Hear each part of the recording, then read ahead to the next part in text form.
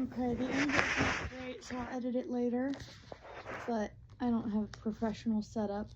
So I wanted to read you an excerpt from this book, which my mom wrote and is available. It's called Learning Unleashed. It's a workbook for service dogs and task training. I thought I'd read you kind of the first page so you can get an idea of what the book is about. So the kind of table of contents is on this first page. It says workbook and lesson plans for training working service dogs and prep work for therapy dogs.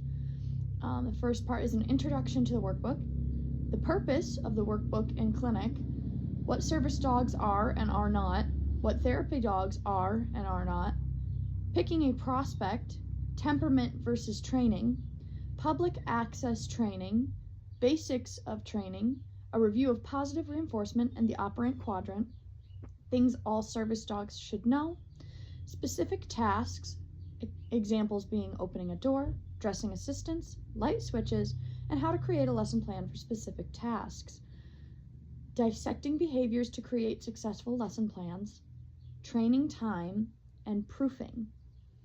There are blank lesson plan forms, additional reading, and websites for information and help. And then the first page that I thought I'd read you was, in 1916, a school in Oldenburg, Germany began training dogs to assist blind people. That was perhaps the very first time dogs were used in a manner that we describe as service dogs. But it is certainly not the first time dogs were actually assisting humans. The variety and history of the work that dogs have performed for people is really well past the scope of this small workbook to address. Suffice to say that dogs have and likely always will be a huge part of our lives.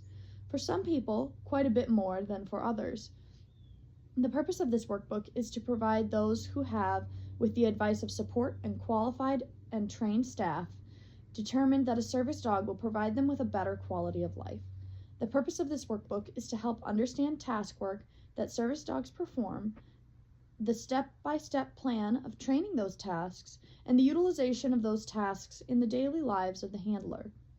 The purpose of this workbook is not to determine the need for a service dog, nor is it the purpose or scope of this workbook to determine whether any service dog, their handler, or the task that they perform fit or conform to the ADA standard of the term and coverage of service dog.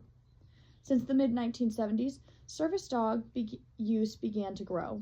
Public perception of service dogs was initially mixed, but generally grew to be quite positive, though obvious situations arose where people did not understand the use of the service dog or perhaps questioned their presence in places like restaurants or supermarkets. These raised eyebrows were somewhat few and far between. From the perception of the handler who wanted to go about his daily life, using a service dog was often a double-edged sword. On one hand, the dog's presence and well-trained skills provided confidence and freedom previously unknown for the handler with the handicap. On the other hand, the frequent questions from passerbys, even though well-meaning, added time and energy to the handler's day when he was already just wanted to go home, cook dinner, and relax, just as we all do at the end of a busy day. Any handler with a service dog became the spokesperson for all service dogs. If that handler was having a bad day or was tired or struggling or was less than exuberant to a stranger's glances, questions, or worse, outright intrusion into their lives, the public generalized that they were unfriendly or haughty.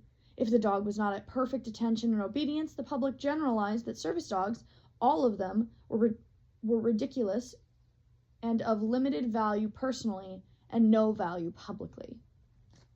Now, I won't read you the whole beginning because this is already 5 minutes long, but that is the beginning pages of Learning Unleashed, a workbook for service dog task training. So it starts with the history of service dogs and some of the challenges that people with service dogs face. Later in the book, there's obviously some worksheets to plan out tasks that you need to train, and websites that will help you in your training journey, and just some general education for training these tasks.